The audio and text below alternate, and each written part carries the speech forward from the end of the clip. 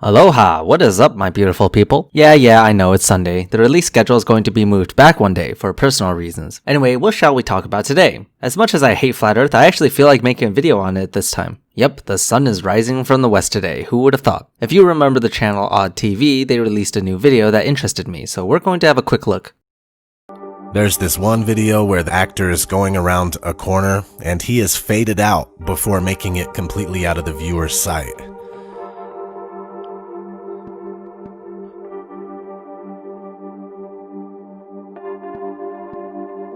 Wow, that is truly some spooky shit. Where did the astronaut go? Spooky. Okay, I don't know where this footage is from. I don't recognize it since I'm not really the type to watch videos from the ISS, but it seems kind of clear that the footage is edited. I mean, look, why would the footage editor here bother to edit this person exiting with most of his body already behind that wall of computers and wires, and then at the very last moment decide, nah, I'm too lazy to do the last few pixels, so we'll just fade him out. I mean, even as he's fading, his body continues to move out of the screen. This editor's job is literally done and he decides to fade the astronaut. At the very least, they could cut the footage. You flat earthers are here thinking that NASA is trying to do this huge cover-up and are somehow doing a bad job of it. If there truly was this huge conspiracy, you bet they're not going to make stupid mistakes like fading out an astronaut in a public video. That's just so dumb.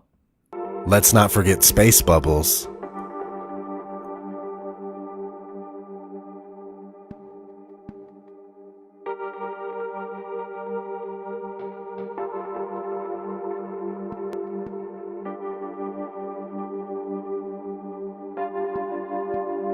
So many times during spacewalks outside the International Space Station, we can see air bubbles rising up. Can you touch on how there are air bubbles in space? Can you be more specific? Air bubbles? So yeah, like a lot of times during the footage, the NASA footage, you can see bubbles coming up out of the helmets or kind of from underneath you. How do you explain bubbles in space?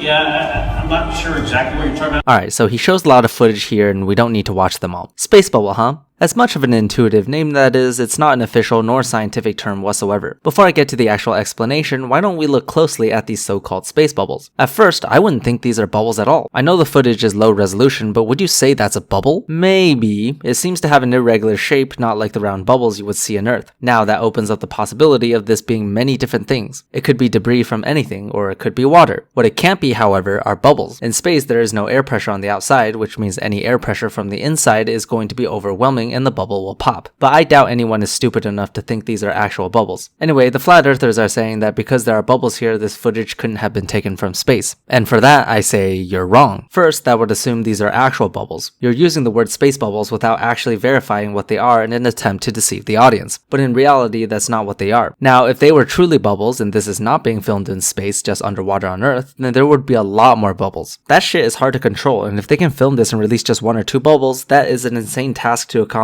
already. So what is this thing then? A likely explanation is that this is just random debris that flies into space. That's not a very satisfying answer, but bear with me. There's a reason we only see these so-called space bubbles from astronauts who are next to or halfway inside an open hatch. That's because this is where the debris originates from. When you open a hatch, the air inside is going to be sucked into the outside space. When this happens, it can bring any dust or particles along with it. So that's likely what you see in these videos. The bubbles are in reality really small debris that flies out from the pressure difference. They originally resided inside the hatch but got sucked out. Now, if you want to falsify this, feel free to show me a video of a so-called space bubble that does not originate from a hatch. Now, there's also a second likely explanation here, and this one is a bit more interesting. And that's that they're water. Not bubbles, but water. There's a difference. See, when air escapes into space, such as when the astronaut opens the hatch, some very interesting things happen. The air expands out into the nothingness, and because it expands, it also cools down extremely rapidly. Now, when that happens, the water vapor mixed in with that air will quickly freeze, forming liquid water and ice crystals, which then float out into space due to the vacuum. Either of these explanations are reasonable, although the first is more likely to be true for the specific types of footage shown here. You can falsify either of these by showing that the space bubbles appear in areas not near the hatches. I'll just sit here and wait patiently for that. The final explanation I can think of is that water leaks out from the spacesuits somehow. I'm not familiar with the design of spacesuits, so why don't we look into the next clip to find out more about that.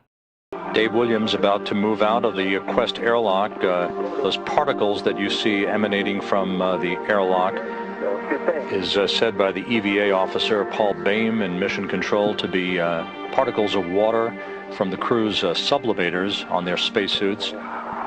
Well, would you look at that? You actually included a clip in your own video where they actually explained what it is. In that one specific footage, can't speak for the rest of them, it seems that the so-called space bubbles are water from the crew's sublimators on their spacesuits. It's so funny how you decided not to cut that out. I mean, at least offer a counter explanation. What, are you used to only other flat earthers watching your videos that you think you can get away with not explaining it? Oh, and it just happens that actors train in an underwater tank.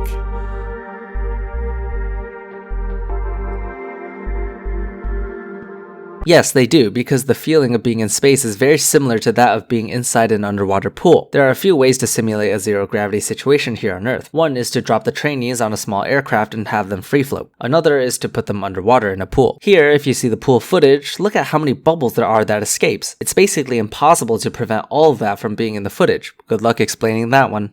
NASA tells us that the Earth is photoshopped because it has to be.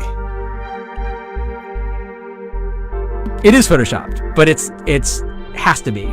I don't know how many times flat earthers are going to refer to that specific audio clip. Like I've explained multiple times in previous videos, photos of the Earth have to be photoshopped because of difficulties actually capturing the entire thing in one photo image. If you're an astronaut floating in the ISS around the Earth, you'll never be in a view where you can just snap the entirety of the Earth. If you're far away, like on the moon or something, the Earth is often shadowed and you can't see the whole thing anyway. These factors combined means you have to Photoshop to get an accurate picture of the entire Earth. They usually do this by piecing together multiple images taken at different times. Otherwise, it'd be impossible. Is it dishonest? Absolutely not, especially since there aren't many other options out there. But that doesn't mean full images of the Earth don't exist. Here's one taken by the Apollo 17 mission in 1972. Now, you can cry all you want about this one being fake, but your argument would hold no water if you don't do anything else but cry.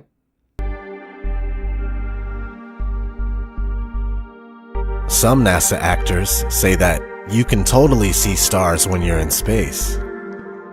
Whilst in space, have you ever looked away from Earth into the black void? Yeah. All because the you can see. time. Because you can see the stars. Oh yeah. You know, and pretty much all the time you can see the stars. Yeah. It's not which a is black cool void. thing. I mean, it's black, but there's all kinds of little polka dots. There's all the stars there, and the cool thing is about it, you can see it during the day. Yeah, you can, and there's more than stars. You can see planets. You can see moons. You see the gas. Magellan clouds of the you Milky Way see galaxy. the Magellanic clouds. Magellanic. See, I just wanted the Magellan there's a large clouds. one I didn't and a want to small one, right? Yeah. And then you can see the zodiacal light. Whoa. But the NASA actors from 1969 say that you can't see the stars in space.